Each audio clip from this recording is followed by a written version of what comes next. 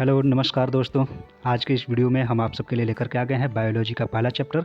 जी हाँ, हम लोग बायोलॉजी का जो पहला चैप्टर है जैव प्रक्रम, इसका हम लोग रिवीजन करने वाले हैं। और आप लोगों को भी पता है कि बायोलॉजी का सबसे बड़ा चैप्टर अगर कोई है तो वो आपका पहला चैप्टर है जैव प्रक्रम, और इसी चैप्टर से ज़्यादातर क्वेश्चन आपके एग्ज़ाम में बनते हैं। तो इसीलिए आज के इस वीडियो में हम लोग बायोलॉजी का पहला चैप्टर इसका फुल रिवीजन करने वाले हैं, यानी कि ये सारे क्वेश्चन जो हैं आप सबके लिए बहुत इंपॉर्टेंट हैं। ठीक है, तो हम आप लोगों का ज़्यादा समय नहीं लेंगे और वीडियो को जल्दी से स्टार्ट करते हैं। तो सबसे पहले आप सभी का बहुत बहुत स्वागत है, और आप लोग इस चैनल पर पहली बार आए हैं तो आप लोग चैनल को सब्सक्राइब कर लेंगे और बेल आइकन को क्लिक कर लेंगे। तो चलिए शुरू करते हैं। तो ये सबसे पहला प्रश्न आप लोगों का स्क्रीन पे आ चुका है कि शाकाहारी जीवों में छोटी आंत की लंबाई होती है। तो आप लोग को भी पता है कि जो शाकाहारी जीव होते हैं उनमें छोटी आंत की लंबाई अधिक लंबी होती है। याद रखिएगा, छोटी आंत की लंबाई अधिक लंबी होती है शाकाहारी जीवों में। मांसाहारी जीवों में छोटी आंत की लंबाई छोटी होती है। ठीक है, इस बात को आप लोग ध्यान रखेंगे। अगला प्रश्न है कि छोटी आंत में पूर्ण रूप से पचा भोजन कहलाता है। क्या कहलाता है? तो यहाँ पे जो है ऑप्शन काइम है, चाइल है, चाइल नहीं होना चाहिए, यहाँ पे आपका होगा काइल। क्या कहते हैं इसे? काइल कहते हैं। छोटी आंत में जब भोजन पूर्ण रूप से पच जाता है तो उस चीज़ को हम लोग काइल कहते हैं। यहाँ पे ऑप्शन नंबर बी में जो है गलत टाइपिंग हो गया है, तो आप लोग याद रखेंगे। क्या कहते हैं? हाँ, काइल कहते हैं। अगला क्वेश्चन है कि मूल रोमों के द्वारा जल का अवशोषण किस विधि द्वारा होता है?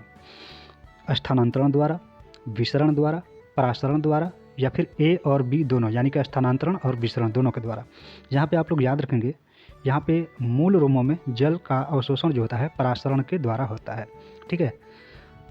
अगला प्रश्न है मुख गुहा का पिछला भाग, मुख गुहा का पिछला भाग जो होता है उससे हम लोग ग्रसनी कहते हैं। क्या कहते हैं? ग्रसनी कहते हैं। बिल्कुल सही जवाब।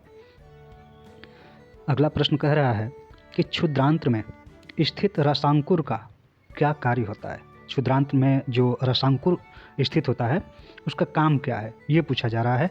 तो आपका आंसर हो जाएगा कि अवशोषण का सतही क्षेत्रफल बढ़ाना। क्या करना? अवशोषण का सतही क्षेत्रफल बढ़ाना, जो कि ऑप्शन नंबर सी में दिया गया है। आपका बिल्कुल सही हो जाएगा।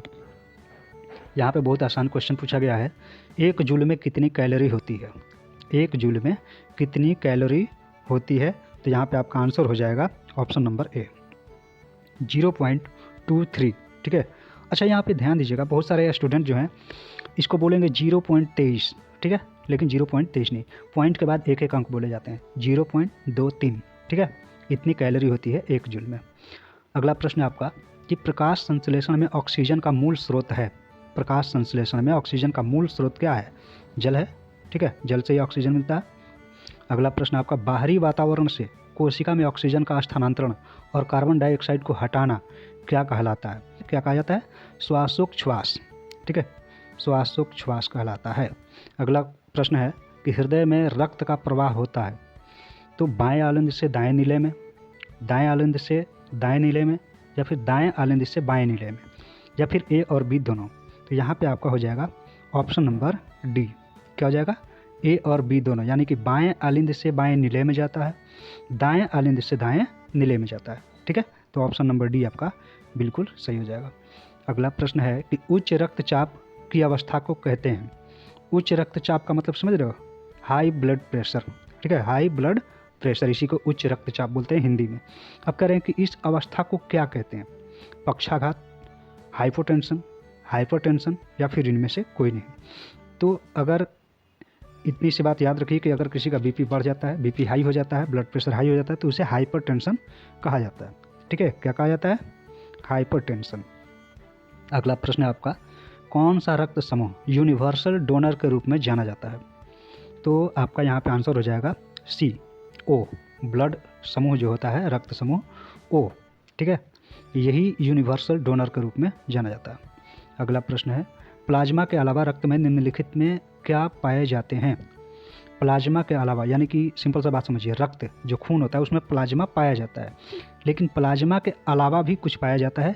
वही पूछ रहा है कि इसमें क्या पाया जाता है। तो इसमें श्वेत रक्त कोशिकाएं पाई जाती हैं, बिल्कुल सही है। लाल रक्त कोशिकाएं भी पाई जाती हैं, ये भी सही है। रक्त पट्टिकाणु भी पाए जाते हैं, ये भी सही है। तो यहाँ पे हम लोग सिंपल सा क्या करेंगे? ऑप्शन नंबर डी को घेरा लगाएंगे, टिक लगाएंगे, क्योंकि ये सभी पाए जाते हैं। प्रश्न संख्या 13 है कि दोहरा परिसंचरण तंत्र नहीं पाया जाता है। दोहरा परिसंचरण नहीं पाया जाता है किस में? मेढक में, मछली में, पक्षी में या फिर मनुष्य में। तो प्रश्न संख्या 13 का आपका जो है ऑप्शन नंबर हो जाएगा बी। ठीक है, मछली में। मछली में दोहरा परिसंचरण नहीं पाया जाता है। ठीक है, अगला प्रश्न है आपका कि ग्लूकोज का पुनर्अवशोषण कहाँ होता है? ग्लूकोज का पुनर्अवशोषण कहाँ होता है? तो पीसीटी में होता है। यहाँ पे ऑप्शन नंबर ए आपका बिल्कुल सही हो जाएगा। यूरिया रक्त में कहाँ से प्रवेश करती है? यूरिया रक्त में कहाँ से प्रवेश करती है? तो यहाँ पे याद रखिएगा लीवर से, यकृत। ठीक है, यकृत को ही लीवर बोलते हैं। तो यहाँ से आपका ऑप्शन नंबर सी हो जाएगा। अगला प्रश्न है कि विभिन्न क्रियाओं के फलस्वरूप बने हानिकारक पदार्थों को शरीर से बाहर निकालने के तंत्र को कहते हैं। यानी कि अपने शरीर में बहुत सारी क्रियाएं होती रहती हैं और उन क्रियाओं के होने के बाद जो हानिकारक पदार्थ अपने शरीर में होते हैं उसको बाहर निकालने वाले तंत्र को क्या कहते हैं?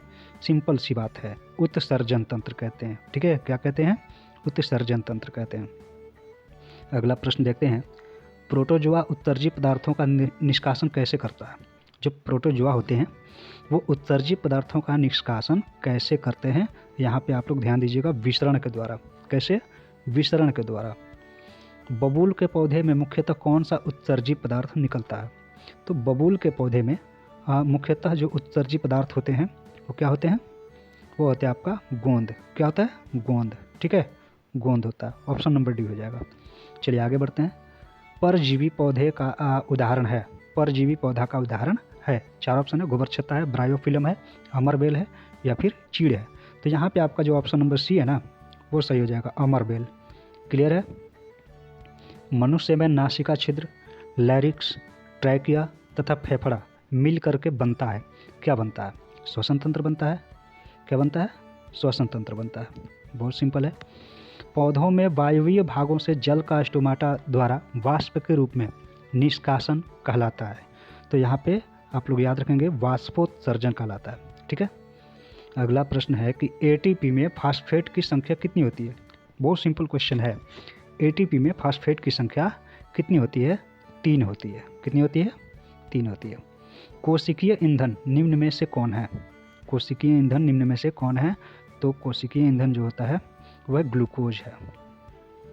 निम्नलिखित में कौन रक्त का थक्का जमने के लिए उत्तरदायी है? प्रश्न संख्या 24 है। निम्नलिखित में कौन रक्त का थक्का जमने के लिए उत्तरदायी है? तो यहाँ पे हो जाएगा आपका ऑप्शन नंबर ए।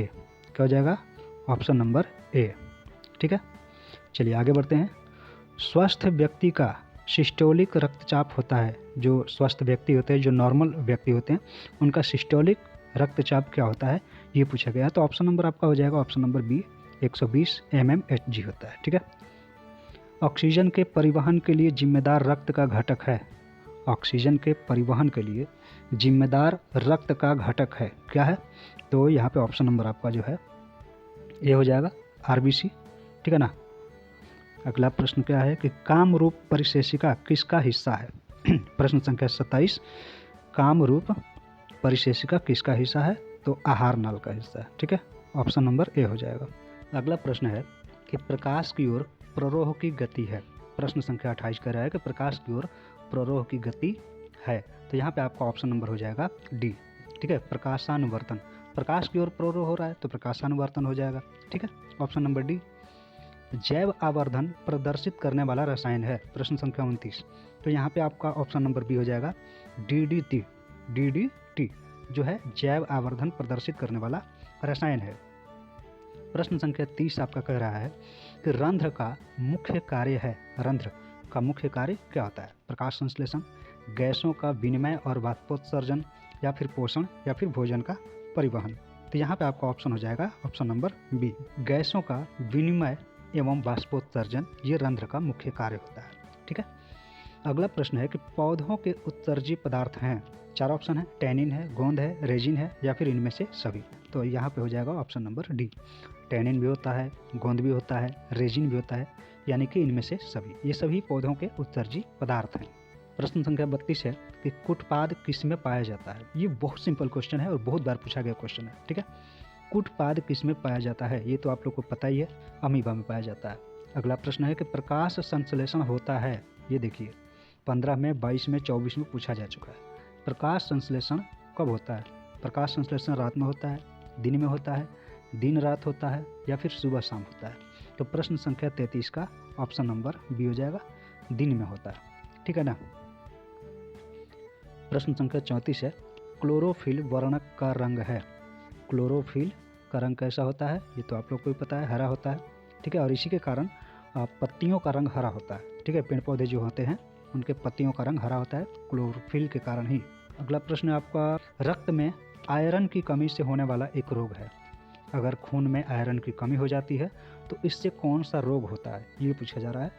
4 ऑप्शन है, टीबी, मधुमेह, एनीमिया, उच्च रक्तचाप। तो प्रश्न संख्या 35 का आपका ऑप्शन नंबर हो जाएगा सी।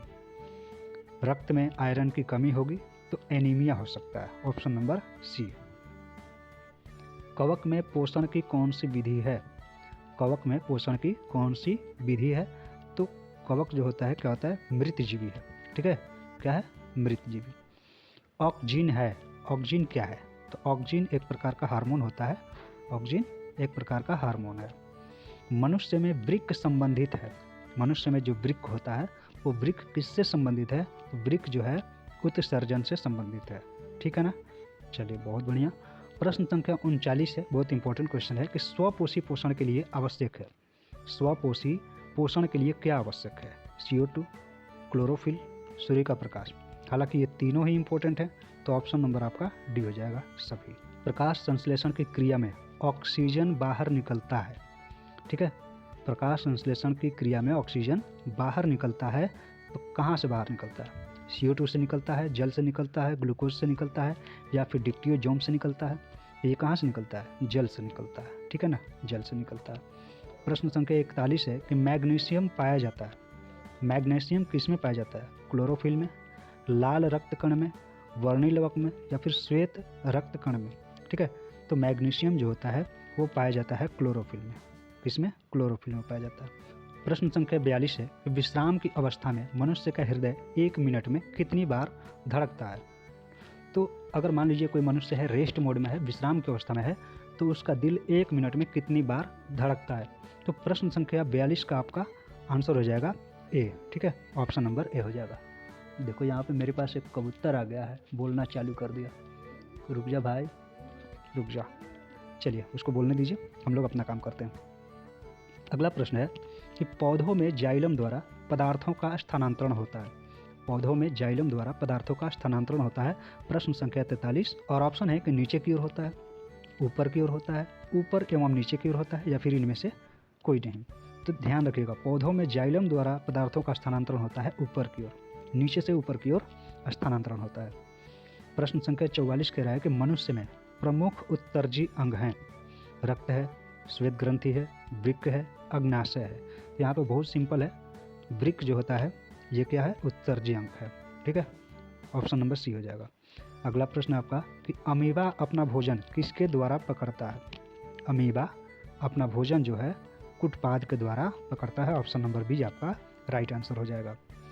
अगला प्रश्न है प्रश्न संख्या 46, निम्नांकित में से कौन मलेरिया परजीवी है? प्लाज्मोडियम, लिस्टैनिया, प्रोटोजोआ, इनमें से कोई नहीं। तो यहाँ पे आप लोग ध्यान रखिएगा, प्रश्न संख्या 46 का ऑप्शन नंबर ए हो जाएगा कि प्लाज्मोडियम जो होता है ये मलेरिया परजीवी है। ऑप्शन नंबर ए आपका बिल्कुल सही हो जाएगा। प्रश्न संख्या 47 कहता है कि कार्बोहाइड्रेट, प्रोटीन तथा वसा के पूर्ण पाचन का स्थल निम्नलिखित में से कौन सा है? ठीक है, 4 ऑप्शन है, अमाशय है, यकृत है, छोटी आंत है, बड़ी आंत है। ध्यान रखिएगा कि कार्बोहाइड्रेट, प्रोटीन तथा वसा, इसका पूर्ण पाचन जो होता है वो छोटी आंत में होता है। कहाँ पे होता है? छोटी आंत में होता है। अगला प्रश्न है कि खुला परिसंचरण तंत्र पाया जाता है। खुला परिसंचरण तंत्र किस में पाया जाता है? मनुष्यों में, घोड़ों में, कॉकरोच में, या फिर स्त्री में? तो प्रश्न संख्या 48 का ऑप्शन नंबर हो जाएगा सी। क्या हो जाएगा? ऑप्शन नंबर सी हो जाएगा, कॉकरोच में खुला परिसंचरण तंत्र पाया जाता है। अगला प्रश्न है कि हमारे शरीर में कौन सा हार्मोन कार्बोहाइड्रेट, प्रोटीन तथा वसा के उपापचय का नियंत्रण करती है? तो यहाँ पे ध्यान रखिएगा, 4 ऑप्शन है, इंसुलिन है, थायरॉक्सिन है, टेस्टोरेन है और एस्ट्रोजन है। तो प्रश्न संख्या 49 का आपका हो जाएगा ऑप्शन नंबर बी, थायरॉक्सिन। हमारे शरीर में जो थायरॉक्सिन हार्मोन होता है, यह कार्बोहाइड्रेट, प्रोटीन तथा वसा के उपापचय को नियंत्रण करती है। ठीक है ना। और ये आज का अंतिम क्वेश्चन है, श्वसन किस प्रकार की रासायनिक अभिक्रिया है? श्वसन जो होता है किस प्रकार की रासायनिक अभिक्रिया है? तो यहाँ पे आपका ऑप्शन नंबर बी हो जाएगा, यह ऊष्माक्षेपी अभिक्रिया है, ऊष्माक्षेपी अभिक्रिया। तो ये आपके यहाँ पे 50 क्वेश्चन पूरे होते हैं और मुझे उम्मीद है कि सारे क्वेश्चन आप लोग को समझ में आ गए होंगे। अगर कहीं पे किसी को दिक्कत आती है तो आप लोग हमें कमेंट कर सकते हैं, हम आपको फिर से समझाने का, फिर से बताने का प्रयास करेंगे। मिलते हैं अगले वीडियो में, तब तक के लिए थैंक यू।